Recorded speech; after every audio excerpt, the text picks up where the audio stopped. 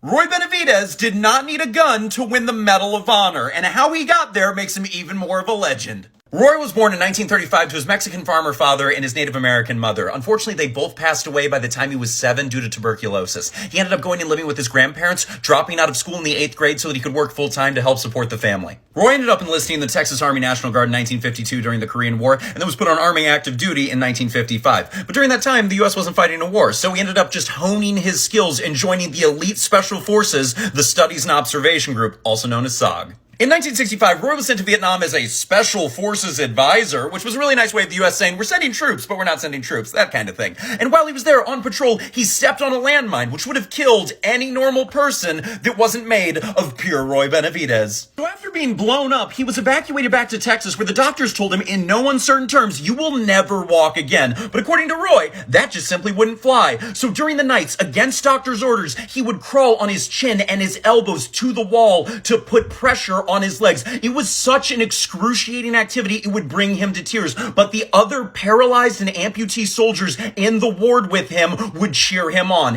And a year later, Roy Benavidez walks out arm in arm with his wife. Now, just walking again makes this story miraculous. However, Roy decided walking wasn't good enough. He needed to be able to rejoin the Special Forces and return to Vietnam, which of course he did in 1968. It was 1968. Roy is on base in Vietnam when he hears a call over the radio that a 12-man Special Forces group, many of them his friends, and their 9 South Vietnamese allies are under fire by 1,000 North Vietnamese. And they have sent in 3 helicopters to try to rescue them, but they've all been peppered with bullets. One of the helicopters is coming back and asks if anybody wants to volunteer to go rescue these men.